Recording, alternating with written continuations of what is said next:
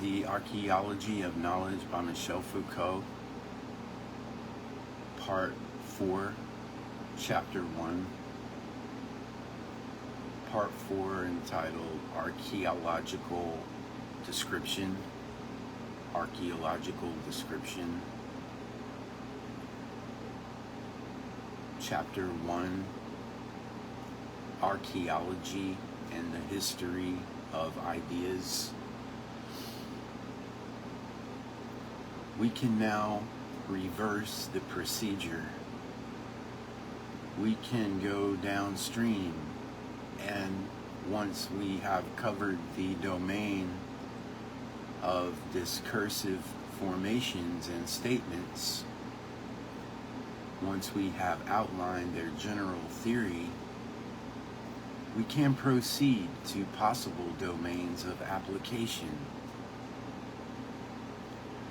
We can examine what use is served by this analysis that I have rather solemnly called archaeology. Indeed, we must, for to be frank, as they are at the moment, things are rather disturbing. I set out with a relatively simple problem: the division of discourse into great unities that were not those of oeuvres, authors, books, or themes, and with the sole purpose of establishing them, I have set about constructing a whole series of notions, discursive formations, positivity, archive. I have defined a domain, statements, the enunciative field, discursive practices. I have tried to reveal the specificity of a method that is neither formalizing nor interpretive. In short, I have appealed to a whole apparatus whose sheer weight and, no doubt, somewhat bizarre machinery are a sort of embarrassment. For 2 or 3 reasons. There exist already enough methods for describing and analyzing language for it not to be presumptuous to wish to add another. And anyway, I was suspicious of such unities of discourse as the book and the oeuvre, because I suspected them of not being as immediate and self-evident as they appeared.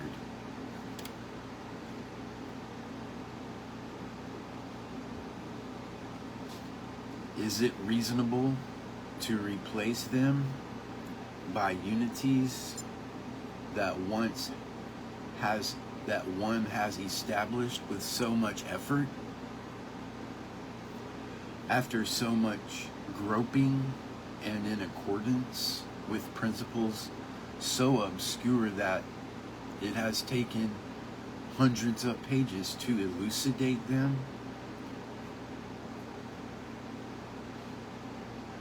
And are the things that all these instruments finally delimit, those discourses whose identity they map out, the same as those figures called psychiatry or political economy or natural history, for which I empirically set out and which have provided me with a pretext for developing this strange arsenal? It is now of the utmost importance that I should measure the descriptive efficacy of the notions that I have tried to define. I must discover whether the machine works and what it can produce. What then can this archaeology offer, and that other descriptions are unable to provide? What are the rewards for such a heavy enterprise?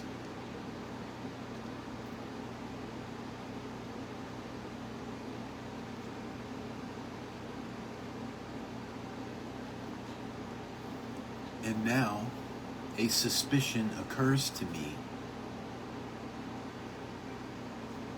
I have behaved as if I were discovering a new domain. As if, in order to chart it, I needed new measurements and guidelines. But, in fact, I was not all the time in that very space that has long been known as the history of ideas. Was it not to that space that I was implicitly referring, even when on 2 or 3 occasions I tried to keep my distance? And if I had not forced myself to turn away from it, would I not have found in it already prepared, already analyzed, all that I was looking for? Perhaps I am a historian of ideas after all,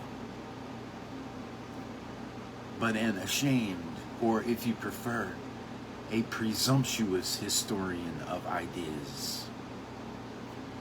One who set out to renew his discipline from top to bottom, who wanted, no doubt, to achieve a rigor that so many other similar descriptions have recently acquired, but who, unable to modify in any real way that old form of analysis,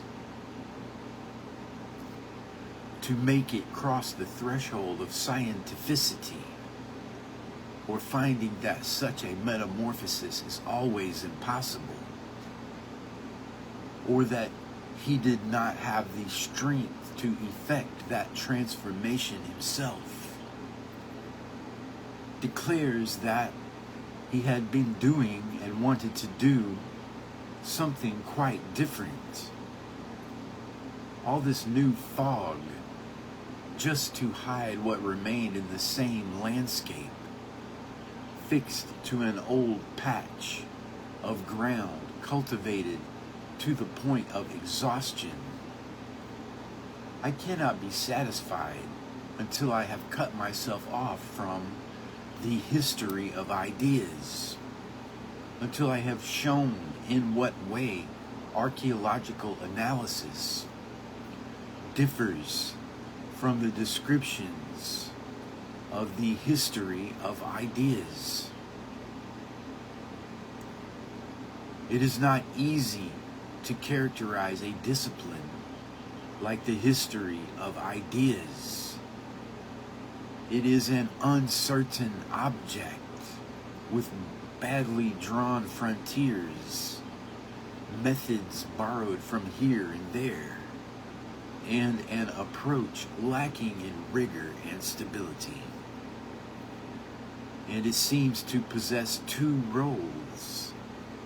On the one hand, it recounts the byways and margins of history, not the history of the sciences, but that of imperfect, ill-based knowledge, which could never in the whole of its long, persistent life attain the form of scientificity, the history of alchemy rather than chemistry, of animal spirits or phrenology rather than physiology,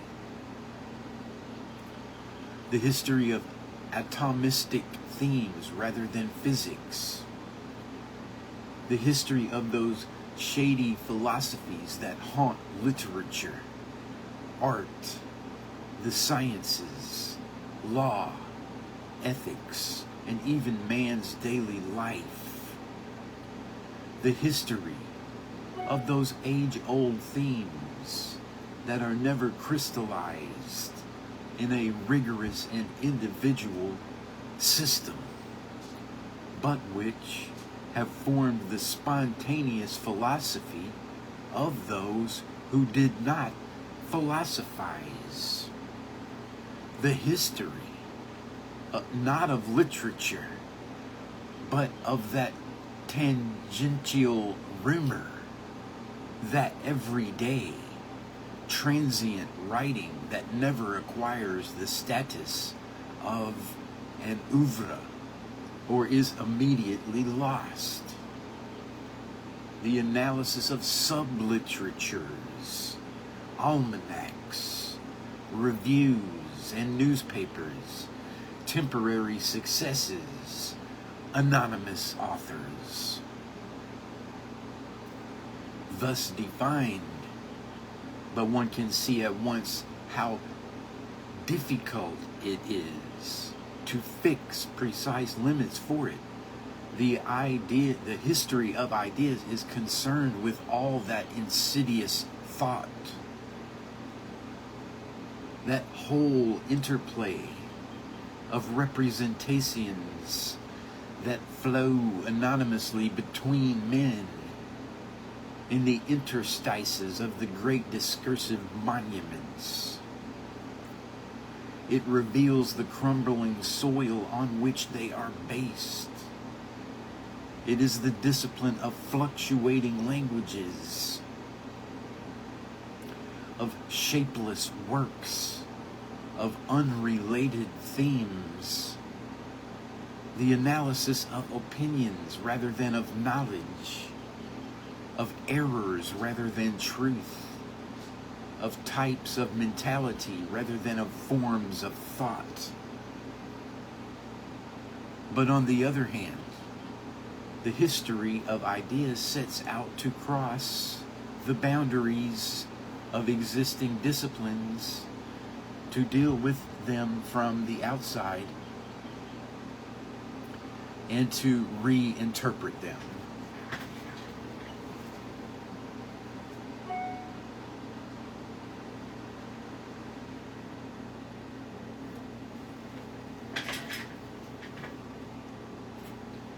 Rather than a marginal domain,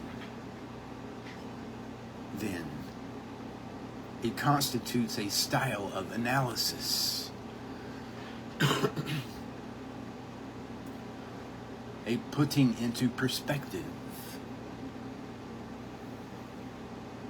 It takes account of the historical field of the sciences, of literature, of philosophy, but it describes the knowledge that has served as an empirical, unreflective basis for subsequent formalizations.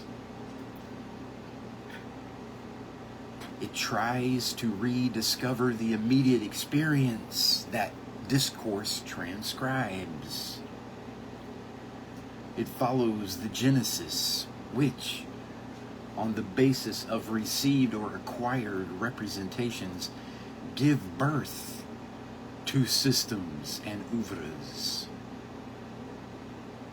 It shows, on the other hand, how the great figures that are built up in this way gradually decompose, how the themes fall apart, pursue their isolated lives, fall into disuse, or are recomposed in a new way. The history of ideas, then, is the discipline of beginnings and ends,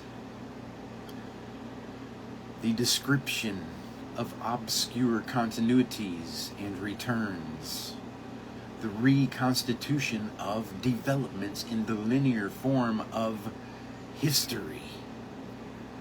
But it can also, by that very fact, describe from one domain to another, the whole interplay of exchanges and intermediaries. It shows how scientific knowledge is diffused, gives rise to philosophical concepts, and takes form perhaps in literary works. It shows how problems, notions, themes may immigrate from the philosophical field where they were formulated to scientific or political discourses. It relates work with institutions, social customs or behavior, techniques and unrecorded needs and practices. It tries to revive the most elaborate forms of discourse in the concrete landscape, in the midst of the growth and development that witnessed their birth. It becomes, therefore, the discipline of interferences, the description of the concentric circles that surround works, underline them, relate them to one another, and insert them into whatever they are not.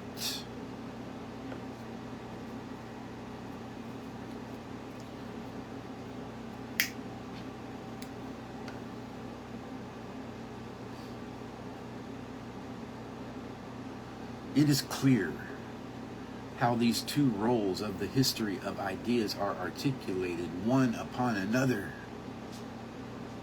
In its most general form, it can be said that it continually describes, and in all the directions in which it operates, the transition from non-philosophy to philosophy,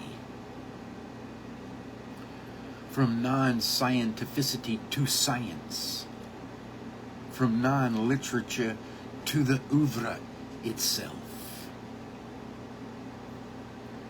It is the analysis of silent births or distant correspondences, of permanences that persist beneath apparent changes, of slow formations that profit from innumerable blind complicities, of those total figures that gradually come together and suddenly condense into the fine point of the work.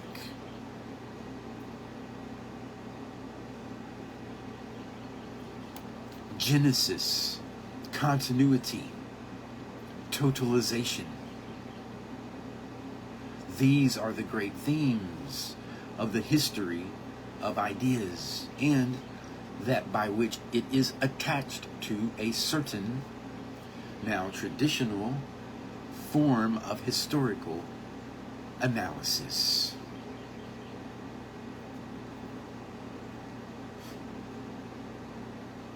In these conditions, it is normal that anyone who still practices history, its methods, its requirements and possibilities, this now rather shop-soiled idea, cannot conceive that a discipline like the history of ideas should be abandoned, or rather considers that any other form of analyzing discourses is a betrayal of history itself.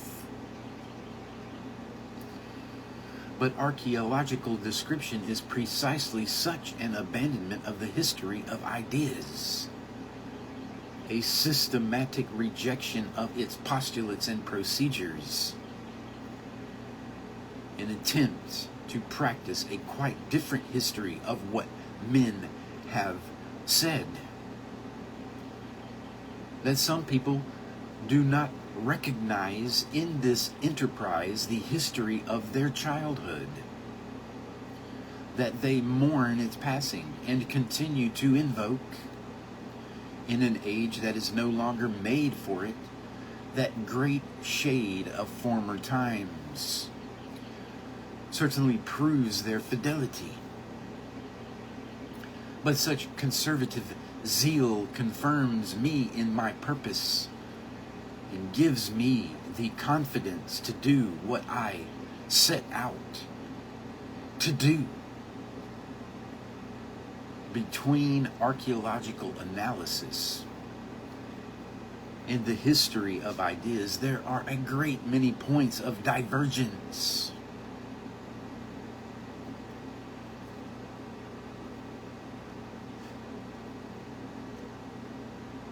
I shall try shortly to establish 4 differences that seem to me to be of the utmost importance.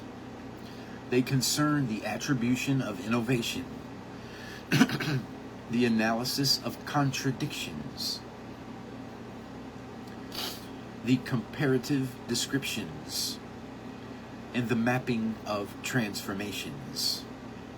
I hope that by examining these different points, we will be able to grasp the specific qualities of archaeological analysis, and that we may be able to measure its descriptive capacity. For the moment, however, I should like to lay down a few principles. Number 1. Archaeology tries to define not the thoughts, representations, images, themes, preoccupations that are concealed or revealed in discourses, but those discourses themselves, those discourses as practices obeying certain rules. It does not treat discourse as document, as a sign of something else, as an element that ought to be transparent, but whose unfortunate opacity must often be pierced if one is to reach at last the depth of the essential in the place in which it is held in reserve.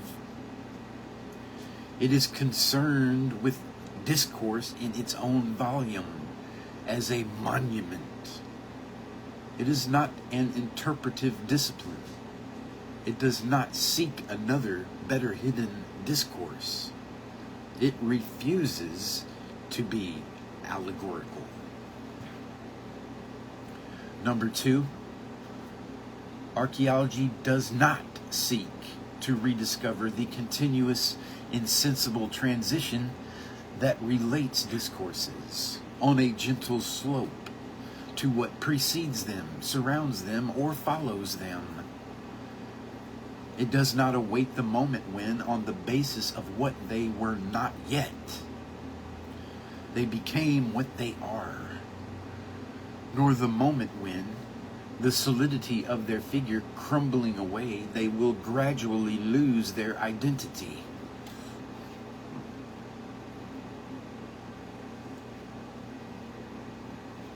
On the contrary, its problem is to define discourses in their specificity, to show in what way the set of rules that they put into operation is irreducible to any other, to follow them the whole length of their exterior ridges in order to underline them the better.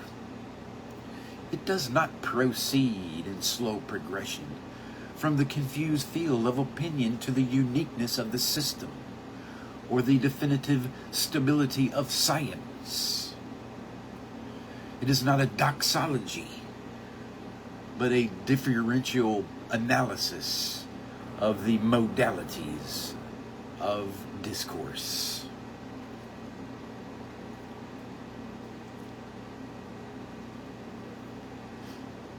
Number 3, archaeology is not ordered in accordance with the sovereign figure of the oeuvres. It does not try to grasp the moment in which the oeuvre emerges on the anonymous horizon. It does not wish to rediscover the enigmatic point at which the individual and the social are inverted into one another. It is neither a psychology nor a sociology, nor more generally an anthropology of creation. The oeuvre is not for archaeology a relevant division, even if it is a matter of replacing it in its total context or in the network of causalities that support it. It defines types of rules for discursive practices that run through individual oeuvres, sometimes govern them entirely and dominate them to such an extent that nothing eludes them, but which sometimes, too, govern only part of it. The authority of the creative subject as the raison d'etre of an oeuvre and the principle of its unity is quite alien to it.